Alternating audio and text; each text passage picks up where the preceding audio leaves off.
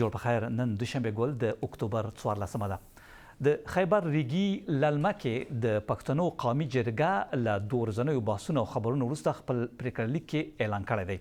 د پریکړه لیک چې د پښتون ژغورنې غورځنګ مشر منظور پښتين لوست بېلابېلې غوښتنې پکې شوي دي. د جرګې پریکړه لیک کې راغلي 2 میاشتو کې د پاکستان پوځ، طالبانو او داعش وسلوالو په ګډون ټولې اورپکې ډلې د دوی له خاورې ووځي. د جرګې پریکړه لیک کې دا هم ویل شوي پر ډیورند کرښه دې له پاسپورټ او ویزې پرته تګ راتګ وشي. جرګې نورې غوښتنې هم کړې، خو دا چې د جرګې غوښتنې به څنګه عملي کیږي، ښاغلي پښتين ویل د پښتونخوا له لرو بره به شاوخوا 240,000 ځوانان د پریکړو عملي کولو څارنه کوي. د پښتون ژغورنې غورځنګ ځینو غړو خپلو خبرو کې د جرګې له پایلو خوښي ښووله او ویلې د قوم مسألو حل لپاره به د جرګو د لړۍ روانه وي. د 2 کسانو خبرې اورو. نو موږ چې کمی فیصلې وسولې موږ ډېر زبردست ځینې مطمئنه یو. د وسایلو په حواله سره مجلس وسولو چې زموږ په وسایلو به مزید زموږ اختیار وي. دا به موږ عملي کوو. دا جرګه اتیا کسیزه کمیټۍ چې کومه جوړه شوله دا به دا کار اوس لازمي تر خپله سره پورې رسوي. پښتون قام چې 1.5 کروڑ پښتانه په نورو هیوادونو کې مسافرۍ کوي هغه به انشاءالله تعالی که موږ دا فیصلې صرف او صرف موږ پر خپلو وسایلو باندې خپل اختیار پیدا کړو، دغه 1.5 کروڑ پښتانه به په ګډا راځي د خپلې خیبر پښتونخوا ته، خپلې جنوبي پښتونخوا ته، خپل کراچۍ ته. نو زموږ دغه غوښتنې چې کومې وي دا بالکل چې کوم زموږ هغه ریالټیز کوم زموږ د وطن کومې مسلې دي ټوټل هغه مسلې دلته بیان شولې، هغه تجویزونه وړاندې کول شو، بیا هغه ته د مطالبو یو شکل ورکړل شو. پښتنو چې کوم هغه د جرګو یو روایاتو یو دستور دی د پښتنو، نو هغه تقریبا 2.5 کاله پس را ژوندی شو. نو نن پښتانه په جرګه باندې کېناستل او د دې تسلسل به رواني. دا به داسې نه وي لکه نان سټاپ که نه هغه انګریزی کې چې وایي، دا به همداسې اوس تسلسل سره رواني. وخت په وخت به زموږ جرګې کېږي او په هغې کې به بیا نوې پرېکړې کېږي، نوې اعلانونه به کېږي. د پښتنو قومي جرګې پریکړه لیک په اړه د پاکستان حکومت څه نه دي ویلي، خو افغانستان او پاکستان کې ځینې غبرګونونه ښودل شوي دي. د افغانستان پخواني ولسمشر حامد کرزي ویلي د جرګې له پریکړه لیکه کلک ملاتړ کوي او د جرګې هغه غږ ستاینه یې کړې چې افغانستان کې وایي د نجونو زده کړو لپاره پکې د لارهواري غوښتنه کړې ده. پاکستان کې د طالبانو پخواني سفیر عبدالسلام ضعیف هم پر خپل ایکس لیکلي جرګه کې د ظلم پر وړاندې غږ چې د مظلومانو فریاد بللی وایي د هیلو یو نوی پړاو دی. د بلوچستان اطلاعاتو پخواني وزیر جان محمد اڅکزي بیا ویلي د پښتون ژغورنې غورځنګ اصلي موخه د خیبر پښتونخوا صوبه کې د په وینا د وضعیت ګډوډول دي. همکار مو افتخار خان د پښتنو قومي جرګې په اړه د ریپورټ رالیږلی. زه منظور احمد پښتين د پښتنو قومي جرګې پریکړه د اعلان ته راغلي ولسونو له تیرو 3 ورځو انتظار کوو.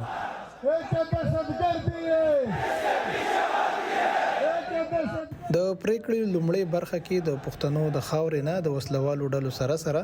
پوځ ته هم د وتلو لپاره 2 میاشتې وخت ورکړل شو. چیرې په دې 2 میاشتو کې په دې خاوره امن خرابونکي قوتونه د دې خاورې نه نه وتل، بیا به دا جرګه خپل بندوبست کوي چې څنګه د دغه خاورې نه او د دغه وطن نه موږ هر هغه قوت استلی شو چې په دې خاوره جنګ جوړوي. د پښتنو قومي جرګه رابلونکي د پښتون ژغورنې غورځنګ مشر په ډیورند کرښه تګ راتګ لپاره د پاسپورت او ویزې منلو نه انکار وکړ. په ډیورند لاین باندې څومره هم د تګ راتګ او د تجارت ګیټونه دي په 2010 نه اول د نن 1893 نه واخلا تر 2010 پورې چې په کومو قوانینو باندې پښتنو افغانانو ته د تګ راتګ اجازت وو بغیر پاسپورت ویزې هغه به بیا بحال کیږي. یو له پریکړو دا و چې پښتانه به هیڅ یوې ډلې ته باج نه ورکوي او د غوښتونکو په ضد به ټول قام یو موټی کیږي. جرګې د حکومت او پوز د مخالفت سربېره د بیکورشو خلکو په خپل سر بیرته خپل سیمو ته استولو اعلان هم وکړو. په وسایلو د واک په لړ کې جرګې پریکړه وکړه چې پښتونخوا کې به ولسونه د برېښنا 15 روپو یونټ نه ډیر بلونه نه ورکوي او قبایلی سیمو ولس به برېښنا ویړیا کاروي. خو کچېره د دغه په بدل کې د بجلی د بندېدلو یا د لوډ شیډینګ عمل وشو جرګه به په دې خاوره باندې چې کوم نورو ثبوته د بجلی تارونه ځي د هغې د پرې کولو یا د هغې څه بندوبست کولو ته تیاري کوي. جرګې د ډیورنډ کرښې حق خوا انجونو ته د تعلیم حق ورکولو او د کرښې دی خوا په وراثت کې د حق ورکولو غوښتنې هم وکړي او له دې سره سره د سوري پر رسم بندیز ولګولو. د جرګې ډېرې پریکړې د پښتنو د خوندیتوب، اقتصاد، په وسیلو د واک او سیاست کې د پوز د کردار د مخنیوي په اړه دي او د دې عملي کولو لپاره بیا له دغه ځایه دا اعلان هم وشو چې هر ولسوالۍ کې به د 3000 کسانو او په ټوله د 2,40,000 کسانو یو قومي بې وسلې لښکر جوړول شي. دا به غیر مسلح او پرامن طریقه سره په خپل خاوره د مسایلو حل لټوي. دا جرګه د پښتنو یو لوی غونډه و او منظور پښتين 3 میاشتې وړاندې په جولای کې د غورځنګ مخکخ غړي او شاعر ګلمن وزیر د وژل کېدو وروسته اعلان کړی و. پیل کې حکومت دغه جرګې مخنیوي هڅه وکړي. د غورځنګ پټکو د 2000 پورې غړي او پلویان ونیول شول. پولیس سره اخوډه بوډه کې سلور کسان وژل شول. د غونډې ترتیبات ویجاړ کړل شول او په پی ټی ایم بندیز ولګیدو. د مرګ جوړ وروسته مرکزی او د خیبر پختونخوا ایالتي حکومت شریک ناسته کې بیا دغه جرګې اجازه ورکړه. 3 ورځې مخکې په دې میدان باندې زموږ شهیدان شوي دغه په وینو په رنګ باندې دغه په قربانیانو باندې داسې دنیا شهیدان شوي دي چې نن موږ پښتانه یو ځای کړل. 3 ورځې جرګه 2 ورځې تر لنډه شو چې پکې په لومړۍ ورځ پاکستان کې په پښتنه خاوره د جنگونو او جبري لادرکې شمیرې او کیسې شریک کړل شوې او په دویم ورځ منتخب اتیا کمیټو لومړی خپل منځ کې مشورې وکړي او بیا قومي جرګه په حتمی پریکړه یو سلاش او لوړی وکړه. بسم الله الرحمن الرحیم قل اعوذ برب. د جرګې په وروستۍ ورځ پنډغالۍ کې د ګډونوالو شمیر لا نور ډیر شو. د پی ټی ایم او نورو سیاسي غړو سره سره د خیبر پختونخوا اعلی وزیر او والی هم ګډونوالو ته ویناوي وکړي او وروستۍ وینا کې منظور پښتين بیا پریکړه اعلان کړه کې جرګې لراغلي ډېرې کسانو په دغه پریکړه اطمینان وخود. خوشخبری ورکوم چې ان شاء الله چې د کوم زموږ ایمیج دنیا ته تللی او زموږ بې اتفاقۍ وي د ټولو نه غټه لامل هم دا و نو ان شاء الله دا به اوس ختم شي او دا بدامني او د هر څه به ختم شي ځکه چې یو پښتون په یو پیج باندې اوس راغلی دی. ګرد قرارداد کې د ښځو لپاره ښځو ته هم ځای ورکړي او ښځو لپاره غږ پورته کوي د ښځو فیصلې ته اهمیت ورکړي. دا خو موږ ډېر راباندې ګران شو ډېر ګیله هم درلوده نو رانوزه ښځې بیخي کمې تر شل بالا دي موږ دغه ډېره ګیله منو ګرد ورونو زموږ په علاقه کې ټرک کم شي کویلې کاروبار دی دا نشي تللی دا نه پاتېږي د دې لارې سوځل کېږي ډریور یې شهید کېږي. موږ په دې امید راغلي وو چې ټول پښتانه به راځي د دې لپاره به ښه فیصله کوي دا دهشتګردي او داسې بدامني به ختمه شي. هغه به ان شاء الله دوی الفن دا وخت له خپل سیاسي پارټیانو پر دې باندې کوم فیصلې سوي دي په دې باندې عمل درآمد کړي.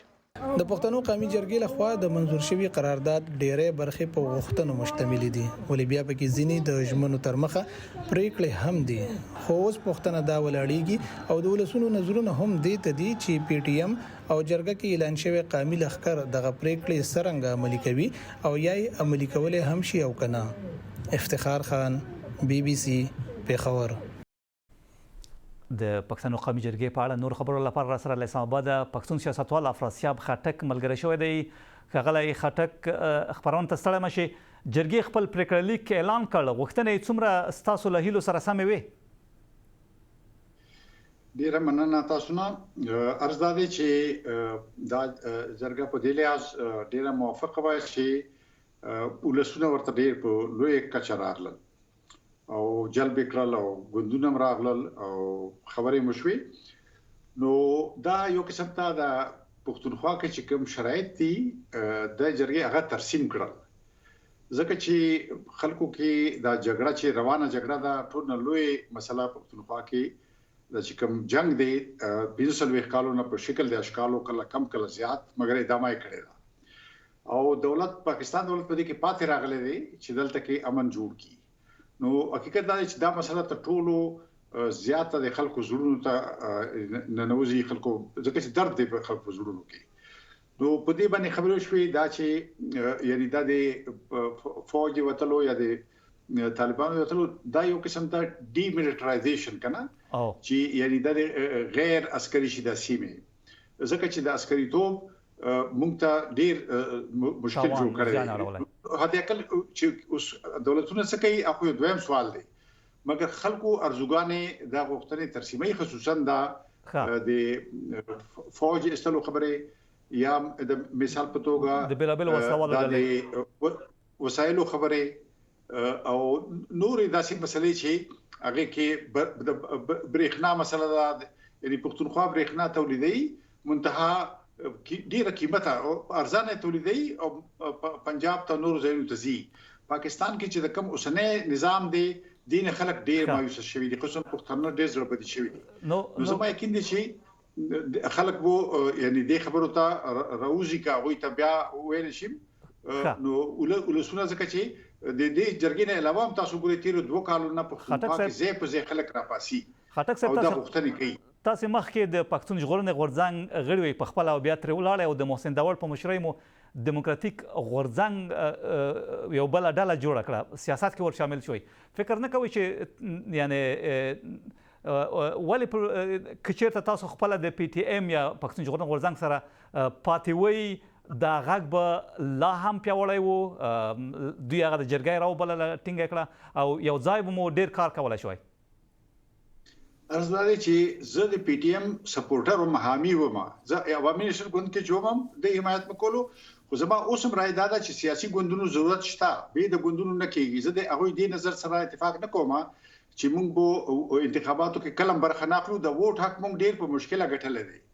زموږ مشرانو باچا خان او دغه ملګرو د ته ډېری قرباني ورکړي دي ځوانانو ته دا چې ځنې خبره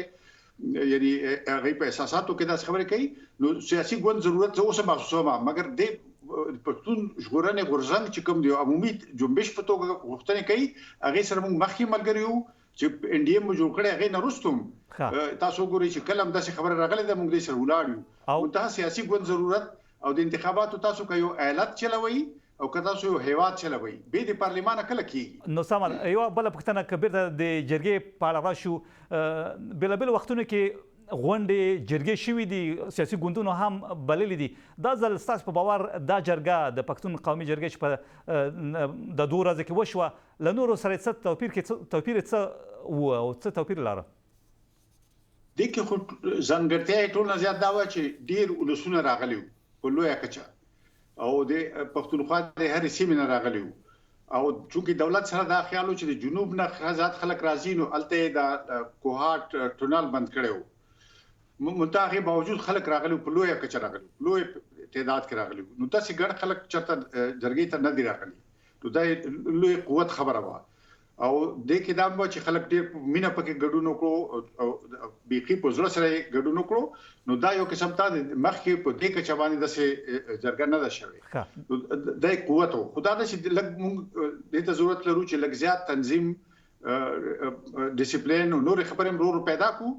او لګ کارخانګي وکړو لګ زیات داسې خبرو ته چې یعنی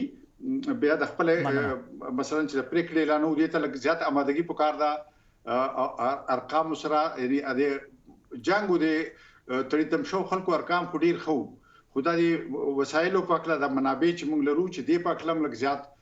خکې سونه جوړ کو او هغه د لپاره ځان ته لګ کاری وشي ډیر زیات مننه د پښتون سیاستوال افراسیاب خټکو چې خیبر کې د پښتنو قومي جرګې په اړه سره خبرې کولې مننه